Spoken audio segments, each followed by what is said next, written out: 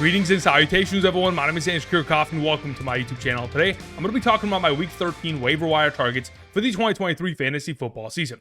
The Week 13 buypocalypse is finally upon us. As you guys can see to the right side of the screen, going into Week 13, these 6 teams are on bye. So over the course of today's video, for those of you who haven't already gone ahead and prepared for this moment, I'll be mentioning players at a variety of different positions: running backs, wide receivers, tight ends, quarterbacks, kickers, and defenses who are readily available. All of these players rostered in less than 50% of leagues in order to give you streaming options going into Week 13, not only to capture a victory in a must-win moment, of course, prior to your fantasy playoffs. So hopefully these players can not only help you for this week, but for the remainder of the season in order to capture a 2023 fantasy football championship, because that's the entire goal of this channel. So be sure to subscribe. We're making daily fantasy football content for that singular goal. Thank you very much. Greatly appreciate it. A couple announcements before we get into talking about individual players. First and foremost, today is the final day in terms of our Thanksgiving sale in regards to 1.01 apparel and merch. For those of you guys who are interested, there's a link down in the description. All hoodies are 25% off until the end of day, so be sure to take advantage of the opportunity as of right now. The other announcement I wanted to make is in regards to tonight's game between the Chicago Bears and Minnesota Vikings via Underdog Fantasy. Right now, if you sign up as a new customer using code Andrew, you can take advantage of Justin Fields' 0.5 total yards. Again, besides getting the overall play of 0.5 total yards for Justin Fields, by signing up using code Andrew, not only are you going to get the first time deposit match up to $100, you're also going to get my rankings sent to you every single Sunday morning for the remainder of the season. These rankings are by position, by tier, half PPR, full PPR, flex rankings, all-encompassing rankings every single Sunday morning for my email directly to yours in order to help you for the remainder of the season. So take advantage of the opportunity. All you have to do is make a first-time deposit minimum of $10 and check out the right side of the screen to determine your eligibility based on your location. So draft responsibly via Underdog Fantasy. At the end of today's episode, I'll be putting together a couple pick'em slips for tonight's game. Thank you very much. Okay, let's talk about some waiver wire targets. As you guys can see to the right side of the screen, these are the wide receivers that I suggested last week. Again, if in fact they're still available, please do yourself a favor and pick them up. But going into this week, these are the 6 wide receivers that I wanted to first and foremost mention. Again, a lot of these players not rostered in very many leagues. Elijah Moore still in this conversation, rostered in 42% of Yahoo leagues. Curtis Samuel, 28%. A.T. Perry, 3%. Keith Kirkwood, 0%. Greg Dortch, 2%. Jalin Hyatt, 3%. Again, a lot of these players readily available for you to pick up. So if Elijah Moore is available, the primary reason why I want to mention him once again for another consecutive week is because of the injury to Amari Cooper. Of course, he sustained a rib injury yesterday, and if in fact he is going to miss time, it only opens up more opportunity for David Njoku and Elijah Moore within this offense as receiving threats. We know that yesterday, Dorian Thompson-Robinson, DTR, went down with a concussion. In his replacement, they brought in PJ Walker. There is a huge potential in which Joe Flacco could, in fact, take the starting quarterback job of the Cleveland Browns going into this week against the Los Angeles Rams. If, in fact, that does take place, of course, we know that Elijah Moore and, of course, Joe Flacco, going back to 2022 Jets offense, have a rapport that has already been built. And if, in fact, Amari Cooper is to miss time, this could make Elijah Moore an incredible play going into this week and for future weeks. The second player, of course, is Curtis Samuel. Curtis Samuel has been, hot and cold over the course of this entire season. Earlier this season, he was absolutely on fire, putting together consecutive performances of a touchdown. Most recently, go back to week 11, he was ejected out of that game. Really did hurt many of our fantasy teams. But this last week, Thursday, against the Dallas Cowboys, 12 targets, 9 catches, 100 receiving yards, 14.5 half PPR fantasy points. He's coming off of a week in which he played 55% of the offensive snaps and got himself 12 total targets, which is a ridiculous number. They take on the Miami Dolphins this week. It is an advantageous matchup primarily because of the fact that this is a game that should be a shootout, and the Washington Commanders should be throwing the ball for majority of the second half, which makes him a fine play going into this week. Now let's talk about these 2 New Orleans Saints wide receivers. The reason why I wanted to mention A.T. Perry and Keith Kirkwood begins with the fact that, of course, Michael Thomas is on the injured reserve. Now, besides Michael Thomas's injury, yesterday, Chris Olave sustained a concussion. And not only that, Rashid Shaheed left the game yesterday with his own thigh injury. So if, in fact, we're going to have Michael Thomas, Chris Olave, and Rashid Shaheed all out going into this week's game against the Detroit Lions, of course, another wide receiver needs to step up within this offense. A.T. Perry played 74% of the offensive snaps in Week 12. Going back to Week 10, prior to their bye week, played 84% of the offensive snaps for this offense. Of course, he would be the primary number 1. Keith Kirkwood yesterday had to step up in the absence of Rashid Shaheed. He had himself a couple receptions, but ultimately, going into this week, these are 2 players that are widely available, that if in fact you're in need of a wide receiver, and we know if in fact Chris Olave and Rashid Shaheed are going to miss this week, this will be the number 1 and 2 of the New Orleans Saints offense, which will probably be throwing for majority of the day against the Detroit Lions defense. Now, we want to, of course, mention Greg Dortch once again. Yesterday was able to get himself a late touchdown, luckily for our fantasy teams. He had himself 9 targets for another week. 3 receptions, 27 receiving yards, and a receiving touchdown, 10.2 half PPR fantasy points. As long as Michael Wilson continues to miss time, and especially considering, the Arizona Cardinals have a bye week in week 14, there is a high likelihood that Michael Wilson misses once again. If that takes place, Greg Dortch, another one of these options that can be started immediately going into this week against the Pittsburgh Steelers, will most likely see a closer matchup between these two teams in comparison to yesterday's game, in which, of course, the Arizona Cardinals got blown out pretty quickly. But luckily, of course, the opportunity was there for Greg Dortch, and he was able to score himself garbage time fantasy points. The final option I wanted to mention here as our number 6 is Jalin Hyatt. We all know that the New York Giants are going on bye week in week 13. This is more of a future overall potential play. Jalin Hyatt continues to play more and more snaps every single week. This week, had himself 5 total receptions on 6 targets, 109 receiving yards against the New England Patriots. If, in fact, they're going to continue to feature him more often because they want to go ahead and give these young players more reps as we continue, then, of course, Jalin Hyatt should be a value. He's only rostered in 3% of Yahoo leagues, 12% of sleeper leagues, so he should be readily available. But this is a play for a future week, obviously on bye week in week 13. So I wanted to go ahead and mention another player that could potentially fill in here, which is DeVante Parker. We all know that Demario Douglas left the game with a head injury. The assumption is that it's a concussion. If in fact the concussion is going to hold out Demario Douglas for at least a week, there is a potential in which DeVante Parker taking on the Los Angeles Chargers secondary should be of value. Had himself 3 catches for 42 receiving yards, but with a higher potential target share within this offense this week, should be a solid option for those of us who are in extremely deep leagues. Let's move on. Let's talk about tight ends and quarterbacks. Specifically, let's talk about the thumbnail of today's episode, Pat Freiermuth. Pat Freiermuth and this offense in the first game without Matt Canada was an explosive performance. 11 total targets, 9 receptions, 120 receiving yards, 16.5 fantasy points. Based on the overall opportunity share, 11 targets on 33 passing attempts from Kenny Pickett. 33% of the overall target share within this offense is a ridiculous number. If that can continue, fantastic. They take on the Arizona Cardinals this week. We all saw that Tyler Higbee had himself 2 touchdowns and his most relevant fantasy performance of the season last week against the Arizona Cardinals. Therefore, the expectation is that Pat Freiermuth should be able to seamlessly have himself another big week here, hopefully, for the Pittsburgh Steelers and for our fantasy teams. Moving on, our number 2 option at the tight end position, we have Cade Otton for another consecutive week. The second-year tight end, again, continues to put together relevant performances. Even though 6.5 fantasy points isn't a great number, he's going to continue to get himself red zone opportunities and targets that will be of value. Unfortunately, wasn't able to get himself into the end zone this week, but taking on the Carolina Panthers in week 13 should be a solid play. Currently only rostered in 29% of leagues. Gerald Everett is the last tight end that I wanted to mention. Again, when he is healthy, he has played extremely well for this offense. In his absence, Donald Parham has played extremely well alone. Either way, if Gerald Everett is going to be healthy this week, taking on the New England Patriots, again, this defense for the Patriots has played well, and this offense for the Los Angeles Chargers did look very shaky last night.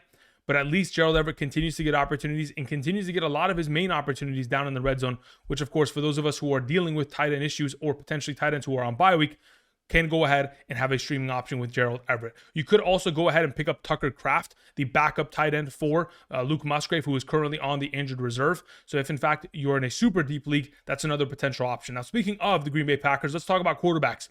First and foremost, I want to mention Jordan Love, Baker Mayfield, and Russell Wilson. If these 3 guys are potentially available, please pick them up. First and foremost, pick up Jordan Love not only for this week, but for the remainder of the season. The Packers' upcoming schedule is the Kansas City Chiefs, New York Giants, Tampa Bay Buccaneers, Carolina Panthers, Minnesota Vikings. The Kansas City Chiefs matchup this week is difficult, but after that, the Giants, the Buccaneers, the Panthers, and the Minnesota Vikings should be great matchups, and Jordan Love should be a starting quarterback for our fantasy teams for the remainder of the season. If you're, in fact, in a situation in which you've lost Joe Burrow and you have the potential of picking him up and streaming him for the remainder of the season, I think it's a great overall option. Of course, we have Baker Mayfield in a revenge game against his former team, the Carolina Panthers, this week, who are, of course, changing up their entire coaching staff. We'll keep that in mind. Russell Wilson on a 5-game winning streak. The Broncos could end up making a playoff push, but again, in the last 5 games, averaging over 16 fantasy points per game for those of you who are in need. Now, for those of you who have already those players rostered in your leagues, we have alternative options at the quarterback position. We begin with Gardner Minshew, who takes on the Tennessee Titans. Thus far this season, the Indianapolis Colts, regardless of who's been the starting quarterback of this team, they have only once scored as a team less than 20 points. Therefore, I'm expecting Gardner Minshew to continue to get this offense in the right direction. And in fact, the only game in which they scored less than 20 points was in Germany against the Patriots. So all the variables, their body clocks, everything was off. So nonetheless, going into this week, taking on the Tennessee Titans, an advantageous matchup, I do expect Gardner Minshew to play well. Only rostered in 16% of leagues on Yahoo, 20% on Sleeper. Matthew Stafford, another option coming off of a week in which he had 4 total touchdowns. Can you imagine that? We haven't seen that kind of performance from Matthew Stafford in a while. But the craziest part is that Matthew Stafford scored 4 passing touchdowns, and Cooper Kupp and Puka Nacua both scored less than 5 fantasy points. Going into this week and the next, taking on the Cleveland Browns and Baltimore Ravens aren't the greatest matchups, but again, he is still a potential streaming option. The final player here is Kenny Pickett. They do take on the dumpster fire that is the Arizona Cardinals run stop and passing defense. As a whole, if Kenny Pickett continues to improve without Matt Canada, of course, could be a potential streaming option if he can throw some touchdowns. All right, moving on to the running back conversation. These 6 running backs that I have on screen, again, aren't players that I'm willing to put waivers in on. I just purely wanted to go ahead and have a PSA, a public service announcement in regards to picking up handcuff running backs. As you guys can see on screen, we have guys like Jeff Wilson Jr., who should only be rostered if, in fact, Devon Achane is going to miss time this week and allow Jeff Wilson Jr. to be the RB2 of this roster, taking on the Washington Commanders. Rico Dowdle is the immediate handcuff to Tony Pollard, but based on the fact that, the Dallas Cowboys are blowing out teams, he continues to get opportunities and he continues to score touchdowns. But mainly, he's a handcuff. Samaje Perine, a handcuff to Javonte Williams. Again, he's still getting himself a lot of utilization. A couple weeks back, Samaje Perine had 7 receptions. This last week had himself 7 rushing attempts, found himself into the end zone. Kenneth Gainwell, another one of these running backs who's a handcuff, who steals touchdowns. Royce Freeman, yesterday was able to get himself a garbage time touchdown, but didn't have his first touch until the second quarter. We all know that Kyrie Williams is going to be the number 1, but again, this is a handcuff just in case. D'Ernest Johnson has gone ahead and taken over the RB2 position within the Jacksonville Jaguars from Tank Bigsby. So if in fact you need to handcuff Travis Etienne, this is the way to do it. Again, handcuff your starters if you have the bench space to do so prior to the fantasy football playoffs.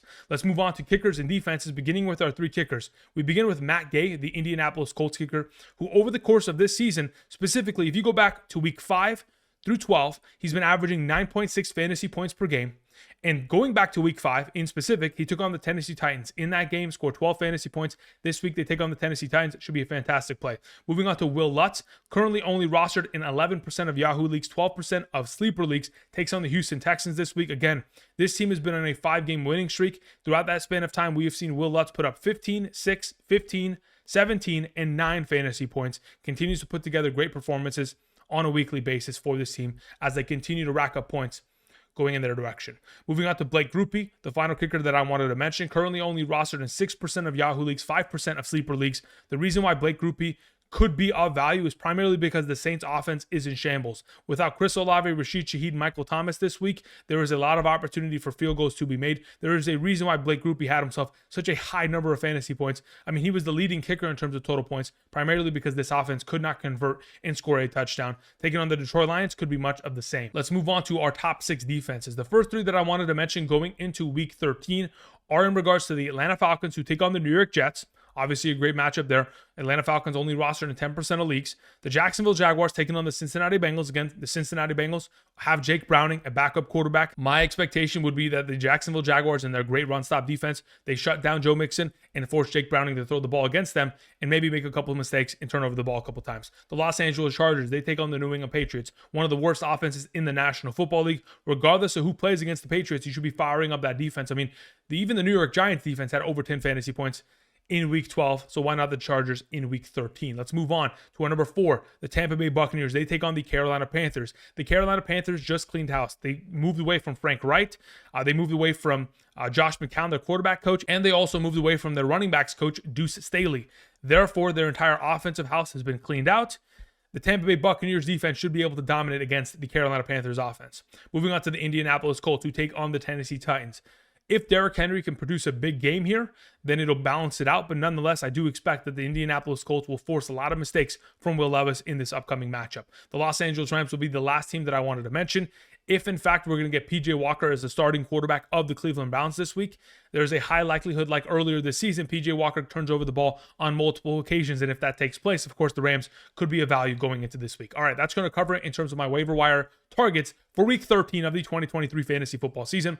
Hopefully you guys enjoyed today's content. If you did, be sure to subscribe, click the like button down below. Let's go ahead, put together a couple pick'em slips in regards to tonight's game between the Chicago Bears and the Minnesota Vikings via Underdog Fantasy before we close out today's video. So prior to the uploading of this video, this Cyber Monday sale of Tyrese Halliburton going over 20.5 points tonight against the Portland Trailblazers will be gone. But keep in mind, there will be other Cyber Monday sales via Underdog Fantasy in regards to pick'ems play, so keep an eye out for that.